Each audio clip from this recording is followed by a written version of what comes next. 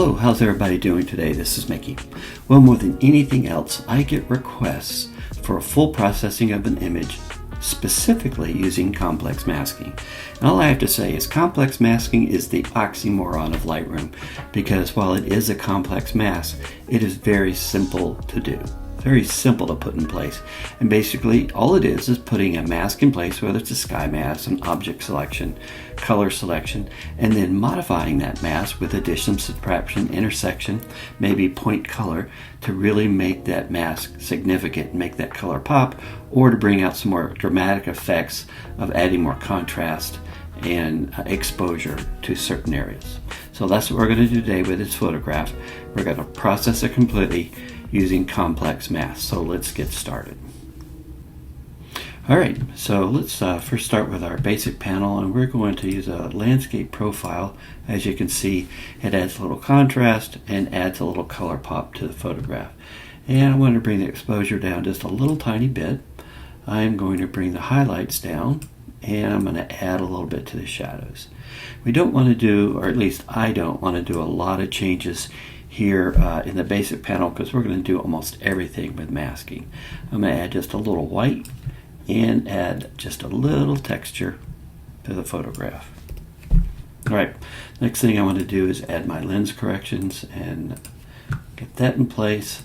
Use our transform to help straighten up the photograph, and to me it doesn't look exactly straight, so we're going to go to our crop tool to clean up some of the edges because we got some junk over here, and we're going to straighten it up. So let's crop it first. We're going to bring it in about this tight, about like this, and then if we hold our command or control key down when you're in the crop tool, we'll get a leveling tool, and all we're going to do is run a straight line along the water's edge here, and that gives us a little straighter horizon. Hit our enter key. There we go. Alright, so the first thing I want to do is work on the sky, and I actually am going to put two masks on the sky, one for the clouds and one for the blue part of the sky. So we're going to click on sky, and then we can click on a new sky, or you can just go up here and say duplicate mask one. So now we have two masks. I'm going to double click on the label, and we're going to call this sky.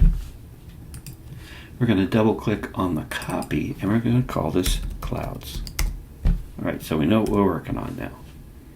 Alright, right now I have it in the black and white, and you can get to that by going right here, white on black.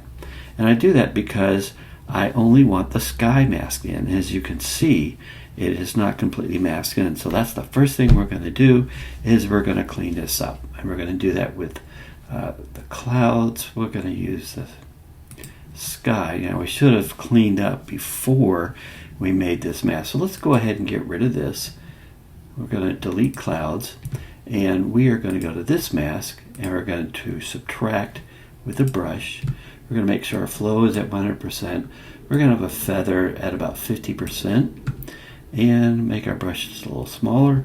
And all we want to do is brush in this area here and get rid of the area that the sky mask didn't get exactly right. And we're not going to be too picky here. We're just going to get a little bit in this area right here like this. Alright, so let's change our cover back to cover overlay, and we can see that our mask looks a little bit better now. Alright, now that we've done that, let's go ahead and duplicate the sky, and we're going to call this clouds. Alright, the first thing I want to do is I want to intersect the sky with a linear gradient, and to do that, it lets us darken the sky just a little bit more. Alright, so now we've got that sky mask in place, and because it's an intersect, it's only going to be over the sky. Nothing will be on the land. Alright, so let's take our tone down just a little bit, about like this, and let's add a little white to it, just a little touch. If you want to change the color, if it's not exactly what you like, you can darken it just a little bit.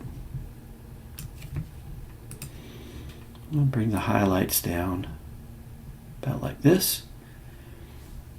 And now what I want to do is go back here to intersect. I'm going to intersect with a luminance range. And I'm going to click this area right here.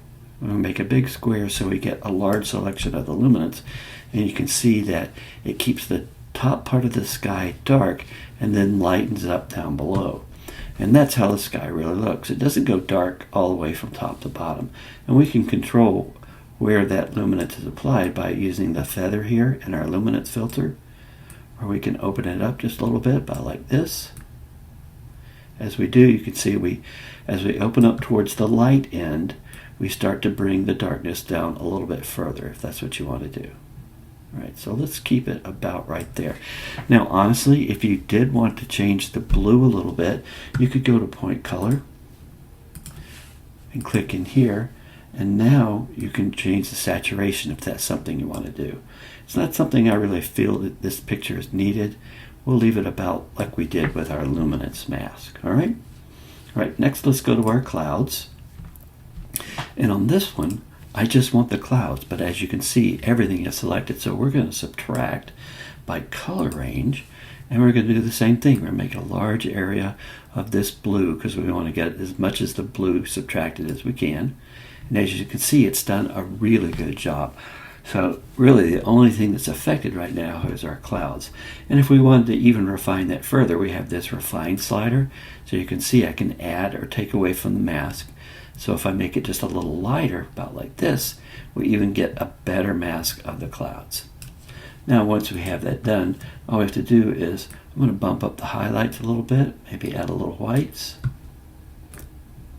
about like this.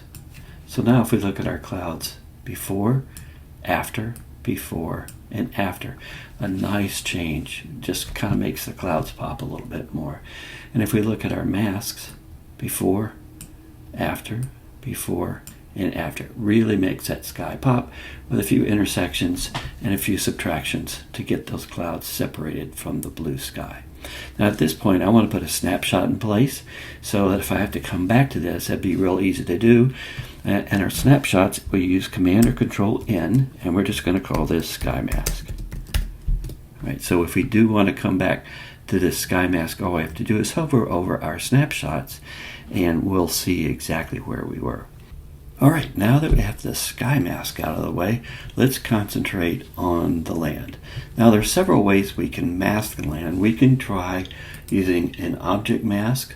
We can also use select landscape and see which one is better. So let's choose select landscape first. And we're just going to choose mountains. And that looks like a pretty good mask right there. So we'll say create mask. Now just for the heck of it, let's go ahead and create an object mask. And we're going to start right around here. And we're just going to outline this area. Doesn't have to be exact. You do want to get your edges about like this, but you don't have to be, like right on the edge. All right, and let's fill in just a little bit here and see what this looks like. Not quite as good. I guess if we wanted to highlight this area and this area separately, it would be pretty good, but I don't want to do that with that mask. So let's go ahead and delete this mask. And we're going to go with this one here. Now I do want to clean it up some because I don't want these areas included with the mask here. So we're going to go to subtract with a brush, and we're going to have the feather at about 75% and flow at 100%. And I'm going to start about right here, and I'm going to take away all this, and I'm going to take away this area right here too. The green that's kind of sticking up in there. I do want it separated from the mountains, but I don't want any of it masked in this area here. So that's about as good as I want it right there. All right, so now that we have this mask in place, let's look at our exposure. Maybe bring that up a little bit. I'm going to bring the highlights down some and shadows up just a little bit because we're going to really kind of separate the colors in this object selection or this landscape masking here. To start out with, I want to work on my yellows. So with this mask in place, I'm going to go down here to point color. I'll click here, and I'm going to find a yellow that I want to work on. I want a real yellow, not an orangey yellow, but a pretty much straight up yellow if we can find one, because we need to separate the yellows from the oranges. That looks pretty good right there. All right, so we click on it, and you can see that this is the color that we have selected. Now we want to refine this mask so that we're just working on yellow. And to do that, we want to slide all the way down here to the bottom where it says Hue, Saturation, and Luminance Range. If you don't see that, you might not have this little arrow turned down. So click on the Range arrow right here. Now what we want to do is that we want to narrow this subject down to just pretty much our yellows. And to do that, we want to click on Visualize Range. Now, as you can see, it's already subdued some of the colors in here, and yellows and maybe some oranges, but we want to just pretty much hit the yellows. And what we're going to do is that we're going to change our Hue, Saturation, and Luminance Range to where we just see yellows. Now, this is giving you an idea of what it's looking at right now. Yellows to oranges, kind of dark yellows to bright yellows, and from orange or reds to greens. So we don't really want any of these. We want to narrow this range down to just about nothing. So this is the range, and this is the feather. Now, if you don't understand the use of color point, I'll put a link in below that gives you very specific understandings of this. So we want to open this up because we want to see nothing but yellows. All right, so let's take the greens out, and we're going to expand our yellow ranges in saturation and luminance. That's about as good as we're going to get. We have a range slider here that we can move back and forth that will further change the range. Now, once we have that in place, and as you can see, when we have our Visualize Range on, it makes everything black and white except for the colors that we're going to be affecting. So that's about as good as we can get it. And now we're going to change the saturation and bring that up a little bit. Let's take the yellow out, the red out about like this, and let's turn up the luminance just a little bit. Now you also, because remember we're still in the mask, we can go down here to Curves and click on the blue right here and add more yellow this way. And that doesn't look like it's really going to help us, so we'll just leave that alone and go back to point color. And we'll turn our Visualize Range back on. And let's get up the saturation just a little bit and the luminance just a little bit. And now let's look at this one right here. So here's our before and after, before and after. So we brought up the yellows just a little bit. And if it's just too much, remember you have your saturation slider. You also have your your amount slider here that you can bring down the colors a little bit that way. All right, now let's kind of work on our oranges. So we're going to click orange, and I'll say that this is probably the good orange about right here, about like this. We're going to turn our Visualize Range on, and we're just going to adjust our sliders to here to where we're just getting the orange. Let's take the greens out, and let's widen up the oranges a little bit. Let's take some of the reds out, about like this. Narrow this down. But then let's change our saturation a little bit. Let's see if we can make them just a little oranger, more rust colored, and give it maybe just a little more luminance. So now let's look. Take the Visualize Range off. Before, after, before, and after. So they're still a little bright, but we're not quite finished. All right, there's other changes that we can do to color to make it look a little bit better. So now let's go to our reds, and our reds are going to be like right up here. Again, turn Visualize Range on, and as you can see, the reds stand out so much. There's not a whole lot we need to do as far as changing our filters here for our hue and saturation. They look pretty good. I'm going to increase the saturation a little bit, increase the luminance just a little bit, and let's take our Visualize Range off. All right, now what we can do is that we can go to our, go out of the mask. All right, so we're going to clear this here, and we're going to go to our color mixer, and here we have control over these colors by specific color. So if we take the reds, and we're going to take saturation down just a little bit, and let's look at our oranges, and let's take those down a little bit, about like this. And our yellows, let's get those down. Now we have our luminance, and we can take the luminance up just a little bit, our oranges and our yellows. I like the yellows a little bit more. So let's bring those up. Maybe the saturation a little bit too, about like that. Now we kind of missed one color, so let's go back to our mask and let's pick on our greens. So I'm going to grab a green, kind of a dark green, like right in here. And let's bump the saturation up a little bit. And as you can see, we're starting to affect some of the yellows. So let's really narrow this down to we're just hitting the greens. Turn our visualize range on so we can see exactly where we're hitting. Let's take the yellows out of the hue range and extend it more to the greens, about like that.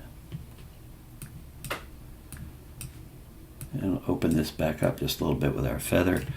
And let's see if our hue, let's bring the hues in and get the greens going up a little bit. And let's light them up, give them a little more saturation, a little more luminance, about like this. And now if we can take our filter slider here under our hue range, we can move this back and forth to see what colors of the green we want to bring in. Maybe bring in some of the yellows a little bit.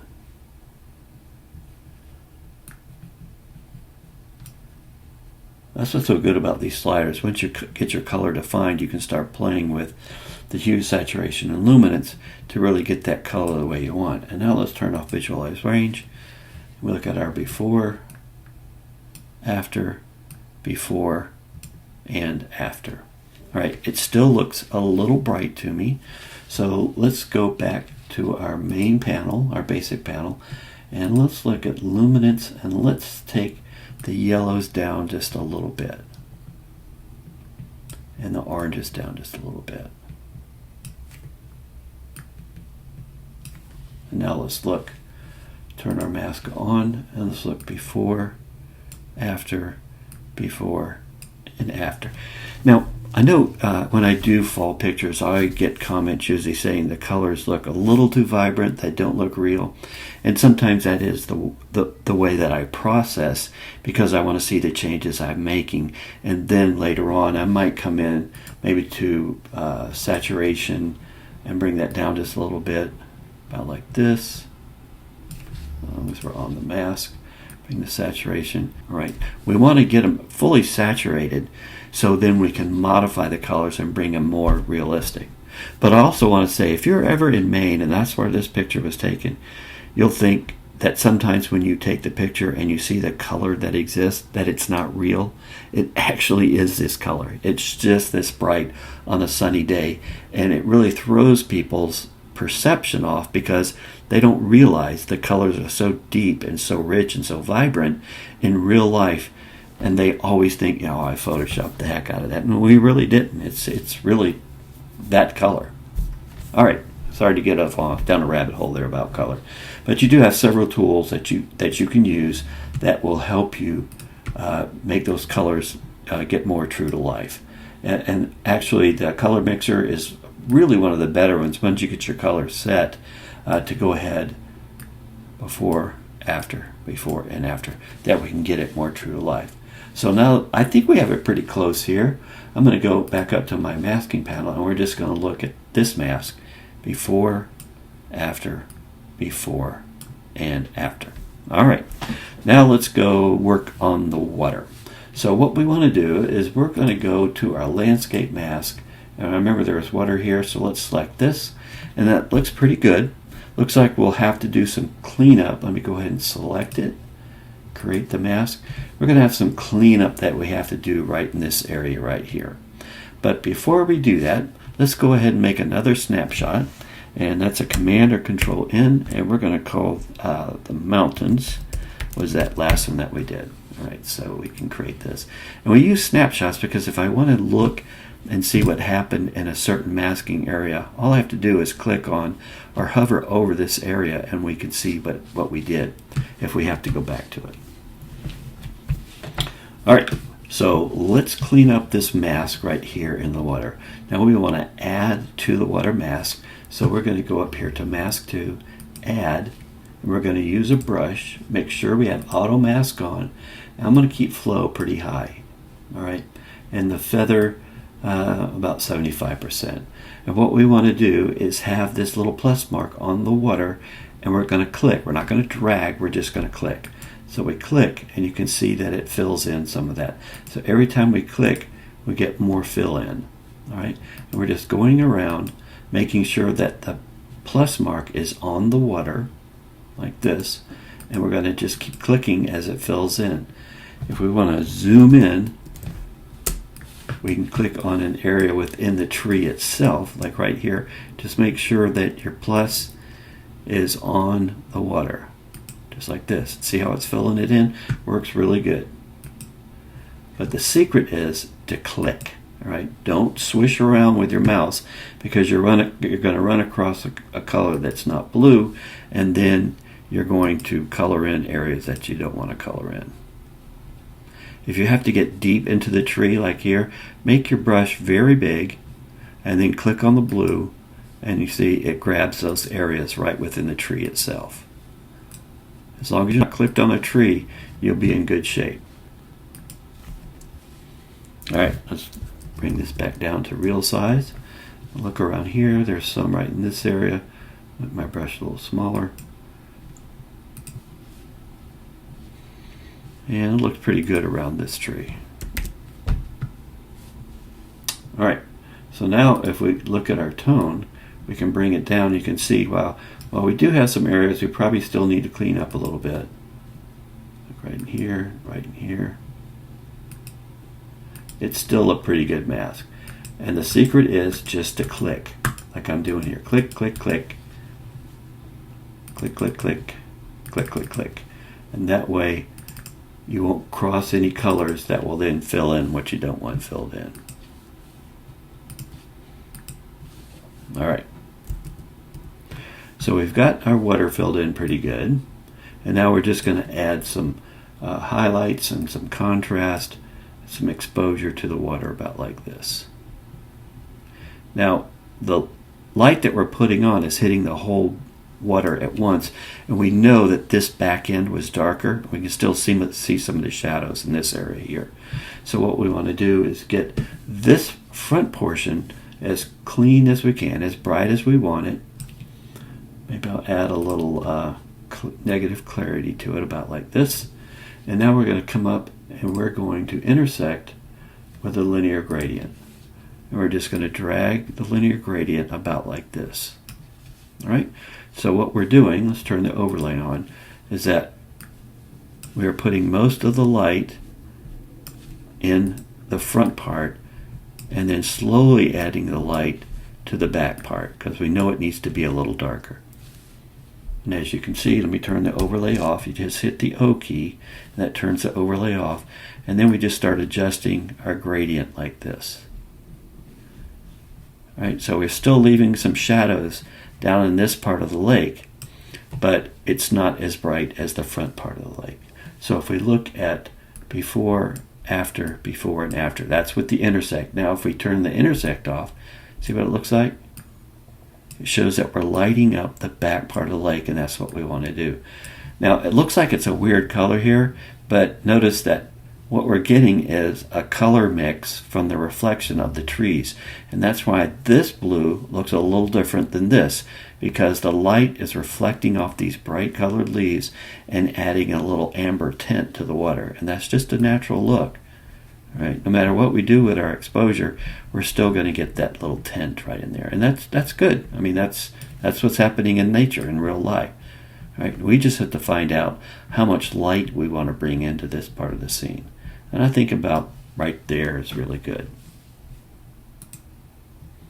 Before, after, before, and after. Now as we do this, I want you to look in this area right up here. Before, after, before, and after. So some of the water mask got in this area here. So we want to subtract that. We're going to use a brush. We're going to zoom in really tight. And what we're going to do is just brush over with a subtract.